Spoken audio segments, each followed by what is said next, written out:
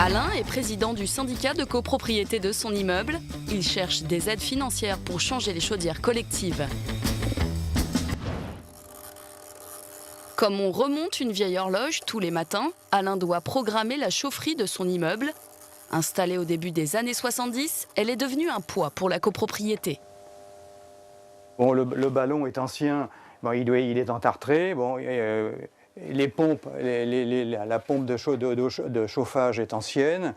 Là, on vient de remplacer la pompe d'eau chaude parce que malheureusement, elle nous a lâchés et on n'avait pas le choix. Après 5 ans de discussion, les 15 copropriétaires se sont mis d'accord pour remplacer leur chaudière au fioul par un système de chauffage au gaz, un investissement conséquent. On a fait un audit énergétique et il y a une fourchette. C'est aux alentours de 150 000 € TTC. Chaque propriétaire doit débourser près de 10 000 €, une somme qu'Alain aimerait réduire grâce aux différentes aides. On nous incite fortement à rénover et pour faire des économies d'énergie. Est-ce que les aides sont suffisantes justement pour qu'on puisse faire ces travaux? Alors quelles aides sont disponibles lorsqu'on effectue ce type de travaux? Est-il possible d'obtenir un crédit d'impôt? Quelles sont les conditions pour faire un prêt pour toute la copropriété? Laurent Demas est spécialiste financier pour la réalisation de travaux éco-énergétiques. Il vient conseiller Alain. Bonjour, Laurent Demas. La majorité des aides sont valables pour toute la copropriété, mais elles sont calculées selon la situation de chaque propriétaire. Dans votre cas, vous pouvez bénéficier, c'est une aide qui va s'appliquer à tout le monde, à toute la copropriété, de certificats d'économie d'énergie ou C2E. Le C2E est un système de bonus-malus entre particuliers et entreprises. Quand vous touchez votre crédit d'impôt, c'est une possibilité que le crédit foncier. Concrètement, les travaux réalisés par la copropriété d'Alain vont permettre des économies d'énergie. À la fin de ces travaux, un certificat sera établi. Il devient alors une monnaie d'échange que les fournisseurs d'énergie, comme par exemple Total, EDF ou Poweo, sont obligés de racheter.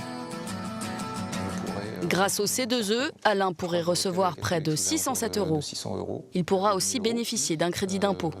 Bonne nouvelle, depuis le 1er septembre et pour l'année 2015, il y aura un taux unique de crédit d'impôt de 30%. Mis en place dans le cadre de la loi sur la transition énergétique, ce crédit d'impôt va permettre à Alain d'économiser 2 443 €. Ajoutez à cela l'exonération de 50% de taxes foncières dont tous les copropriétaires vont bénéficier pour les 5 prochaines années. Sur les 12 286 € de départ, Alain déboursera pour le changement de chaudière aux alentours de 2 236 €. Mais en tant que président du syndicat de copropriété, il s'inquiète pour certains propriétaires aux revenus modestes. Les gens les plus modestes vont pouvoir être aidés par l'ANA, Agence nationale de l'habitat. Il y a 2 tranches d'aide. Les plus modestes pourront être aidés à 90% du montant des travaux et les tranches intermédiaires à 80% du montant des travaux bien nettoyés. Ces pourcentages varient en fonction des départements. Enfin, des prêts existent pour faciliter l'investissement de tous. Il y a un système de prêt copropriété très simple auquel tout le monde peut souscrire, qui sont des prêts très simples puisqu'il n'y a pas d'analyse de revenus, il n'y a pas de conditions liées à l'âge, il n'y a pas de questionnaire de santé. Il faut simplement être à jour de ses charges par attestation du syndic et ne pas être fiché à la Banque de France. En résumé, si vous changez la chaudière de votre copropriété pour un système de chauffage plus écologique, vous pouvez bénéficier du certificat d'économie d'énergie ou C2E. Depuis septembre et pour l'année 2015, vous pouvez obtenir un crédit d'impôt de 30%.